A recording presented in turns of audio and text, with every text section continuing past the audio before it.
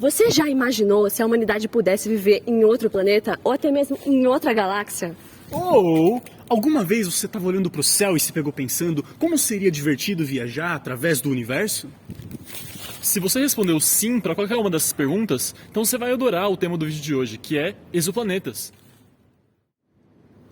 Mas você deve estar se perguntando, o que são exoplanetas? Na verdade é até bem simples.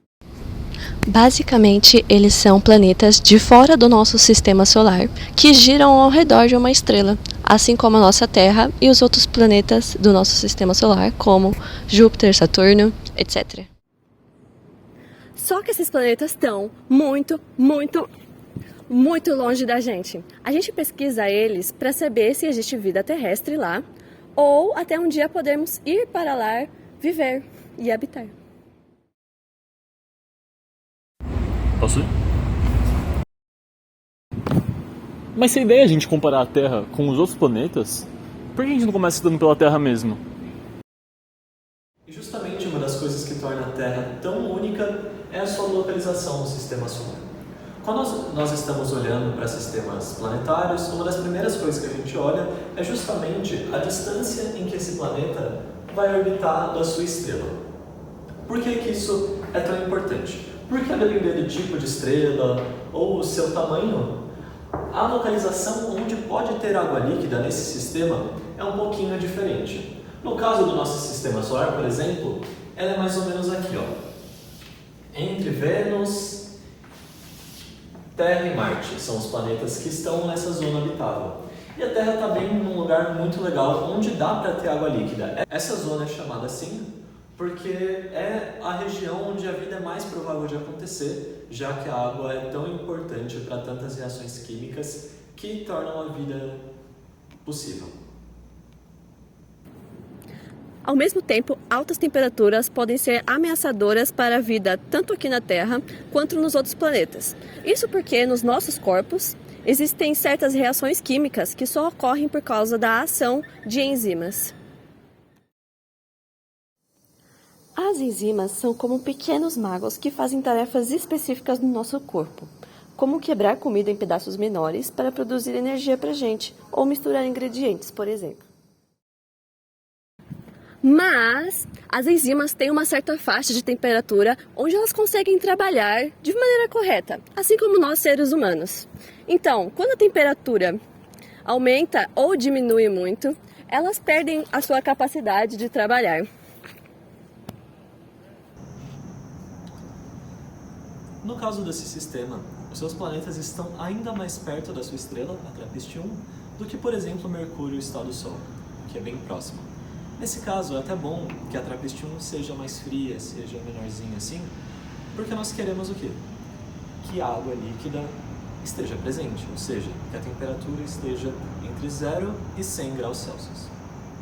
Isso é muito importante porque a água é um dos principais veículos de todas as reações químicas que ocorrem no nosso corpo e fazem com que a vida seja possível. Não só para nós, mas também para um ecossistema inteiro no planeta.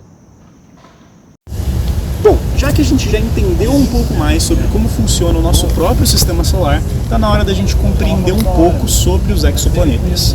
Já que existem muitos exoplanetas por aí, a gente resolveu escolher um sistema específico para analisar, que é o sistema TRAPPIST-1, que carrega o mesmo nome da estrela desse sistema.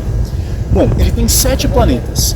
E veja, a estrela desse sistema solar, a TRAPPIST-1, tem uma média de temperatura de 1.700 graus Celsius. Isso pode parecer pouco quando a gente pensa no nosso Sol, que tem uma média de temperatura de 5.500 graus Celsius. Mas na verdade isso é relativo, porque assim como a gente já conversou sobre temperatura, se você está muito longe de uma estrela que é muito quente, não tem tanto problema como se você estivesse muito perto dessa estrela, certo? A mesma coisa acontece nesse caso. Como a gente tem uma estrela que é muito pequena e é relativamente mais fria, os planetas têm que estar um pouco mais próximos dela para que a gente consiga ter uma temperatura adequada, tanto para as nossas enzimas, quanto para a água estar numa temperatura ambiente ali de 0 a 100 graus Celsius. Então, vamos falar sobre os planetas que estão dando voltas em torno de TRAPPIST-1 que nem baratas tontas. Primeiramente, a gente tem que ver se eles são rochosos. Como eles estão muito distantes da Terra, a gente não consegue saber disso.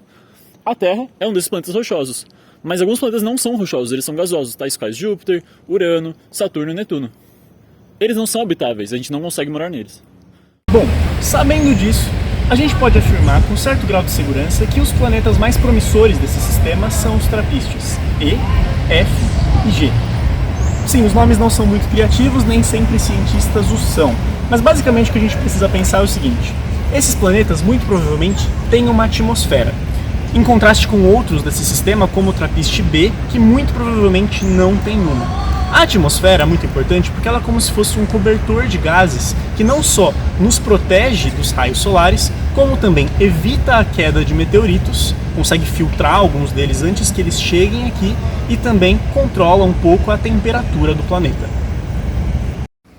Mas você deve estar se perguntando, como que a gente faz para identificar esses planetas que são tão pequenininhos e tão distantes? Um dos métodos é chamado de método de trânsito. Como funciona? Imagine que você tem uma lâmpada bem forte, bem potente, e em volta dela você tem uma mosca que fica assim, dando várias voltas. Você fica filmando e vendo o brilho dessa estrela ao longo do tempo. Acontece que você consegue ver, com um determinado período, que esse brilho vai diminuindo. E assim você consegue identificar, nossa, encontrei um planetinha assim, aqui.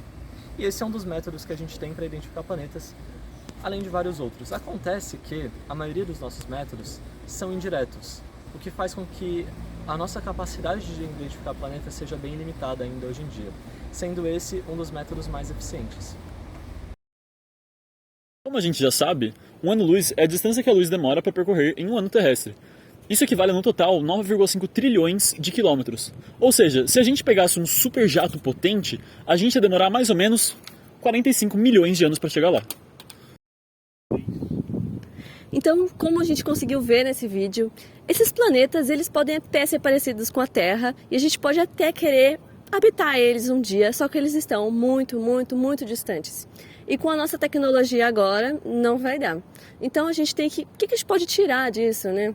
Que a gente tem que cuidar melhor da Terra que a gente tem agora, porque é o único lugar que a gente consegue viver no momento. Entender que os recursos que existem aqui, eles são finitos. A gente não pode querer acumular ou utilizar tudo sem querer ter sérias consequências no futuro. Nesse sentido, é fundamental que, urgentemente, a gente passe por uma mudança de paradigma coletivo em relação à forma como nós produzimos riqueza e com a qual nós consumimos, já que a forma como nós temos feito isso até então tem sido completamente incompatível com a possibilidade de um planeta e de uma natureza sustentável. É isso, pessoal, o vídeo de hoje vai ficando por aqui. Se você gostou, não deixa de curtir.